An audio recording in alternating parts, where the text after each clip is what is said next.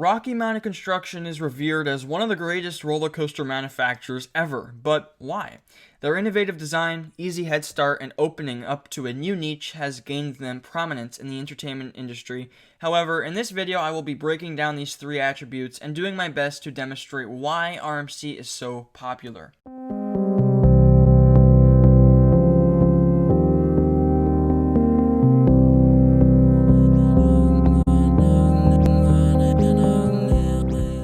RMC began their developments in the entertainment industry in 2001 when Fred Grubb started the company.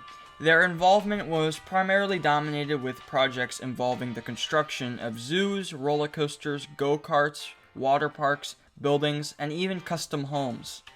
In 2009, Alan Schilke joined the company and turned their focus to roller coasters. Schilke's involvement in the amusement park industry as a designer with his own company, combined with the company's resources and capital, led to what is known as the highly revered manufacturer today. Their first roller coaster, a complete renovation of Texas Giant at Six Flags Over Texas, which became a new Texas Giant, was met with not overwhelmingly positive reviews, but fairly decent reviews. The ride was not perfect, parts of the ride seemed lackluster, and the trains were extremely clunky. They took these complaints into account when designing Outlaw Run for Silver Dollar City, or their first inverting roller coaster. I like to see Outlaw Run as the birth of what we consider RMC today. Even if it was not their first major roller coaster, it was their first coaster that pushed the boundaries of what was possible. Not only did Outlaw Run have not one, not two, but three inversions, which was largely unheard of on a wooden roller coaster, but it featured sharp overbanking and new elements such as the wave turn that were not previously thought of as possible on a, once again, wooden roller coaster. And so it began. To characterize what makes RMC so great, I like to divide their success into three main positive attributes. Number 1, design and innovation. Number 2, production cost and nostalgic appeal. And finally, number 3, their wide appeal. First, design and innovation. For purposes of discussing this attribute, we're going to assume that when an average park goer sees an RMC hybrid, they're going to assume that they are boarding a ride that is predominantly wooden. And they're not entirely incorrect. Even though the majority of RMC's roller coasters are hybrid, they are majority wooden. And by that I mean really only the track of their iBox coasters are steel. I mean, sure, some of the supports might be steel, but it is a predominantly wooden roller coaster. And this is really interesting because RMC has effectively built up this really complex marketing scheme that renders their hybrid coasters as wooden. Keeping this in mind, I think it's safe to say that RMC almost single-handedly changed what was possible in wooden roller coasters and the purpose of wooden roller coasters, an emphasis on that latter statement.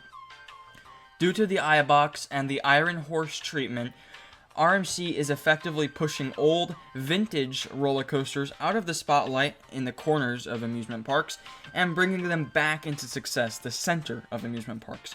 In doing so, RMC has done two things.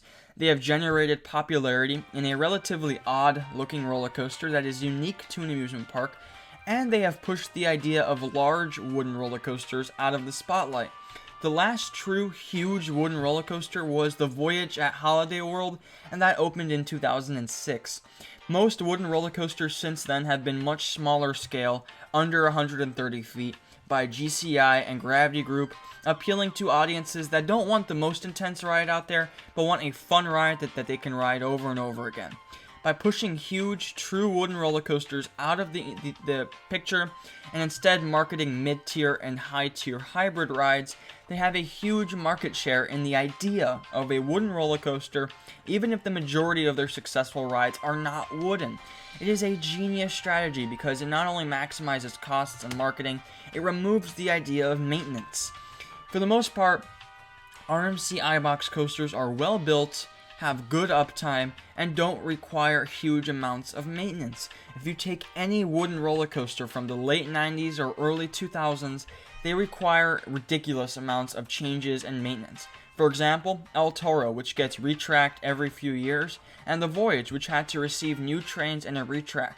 I love both of these rides as much as the next person, but I bet that their parks don't because of how much maintenance they require. That is the key word here. RMC hybrids simply don't need as much of this care because of their steel track. Next, production cost and the nostalgic appeal. On average, a roller coaster by Bollinger and Mabillard runs a park about $25 million on the low if it is a unique layout, and up to $45 million if they're trying to break records. B&M will oblige any park that asks for records to be broken, but they have to pay up. Fury 325 ran Carowinds in the upper 30 millions, maybe even, sort of shallow 40 millions.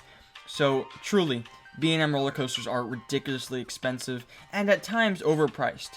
Intamin, another really famous manufacturer, runs parks similar costs because of advanced technology such as their launch systems. RMC, to contrast, markets their iBox treatment as a $7 to $15 million investment. Not all CapEx purchases have been made public, but we know that Outlaw Run was $10 million, Lightning Rod was in the $15 to $20 million range, and most of the true conversions have been around $7 to $10 million. In addition to this, parks have to pay less premium for a ride that isn't too big because they can still market a ride fairly easily. This is extremely good pricing for a new, popular ride that will cause a splash in the immediate area because they are still unique. The reason that so many gimmicky rides have become super popular, such as the dive coaster, is because they are unique. A park is not going to build an identical coaster to another park that's, say, less than 2 hours away. RMCs are still relatively rare. You get about one per state with a big amusement park, so they're still pretty well spaced out, meaning that they're still unique. As for nostalgic appeal, it seems as if a lot of parks decide to convert their older wooden roller coasters so that they can appeal to regulars. If somebody has been going to a park for ballpark 30 years and then suddenly doesn't like a classic ride because it's outdated and rough, a park can easily invest $10 million into restoring its popularity, significance, and finally nostalgia when they're going to get a ride that's going to last them 30 to 40 years. There's really no manufacturer that has successfully attempted RMC's model when it comes to why a park should build an RMC. Wide appeal is the final attribute that renders RMC so important. Firstly, their height requirement is typically around 48 inches, which is lower than the standard 52 and 54 for B&M and Intamin. This might not seem like a lot of height, but that's the difference between a 7-year-old and a 12-year-old. Those are completely two different demographics that RMC can target easily. Lastly, their rides have a unique sort of controlled, out-of-control feeling to them that only few manufacturers have truly mastered. Some of RMC's most prized rides, like Steel Vengeance, feel extremely out of control because of the airtime and inversions and etc. But at the same time, they're extremely smooth and don't actually feel that out of control. Now, Steel Vengeance is an exception, but if you look at a lot of RMC rides, they're relatively comfortable compared to any older wooden roller coaster and even some contemporary steel coasters. This contradiction is incredibly unique and renders RMC a coaster crafter that has mastered the art of making their guests feel as if the train won't stop, all while providing a comfortable ride experience. Their unique iBox renders the coaster's journey as safe and comfortable. Even some leading manufacturers like Gravity Group and GCI still struggle to provide 100% smooth and comfortable ride experiences, while RMC seems to do it effortlessly. Ultimately, Rocky Mountain Construction has created themselves a godly status in the coaster industry and are likely to be sticking around for quite some time. If you enjoyed this video, be sure to give it a thumbs up. Thank you for stopping by.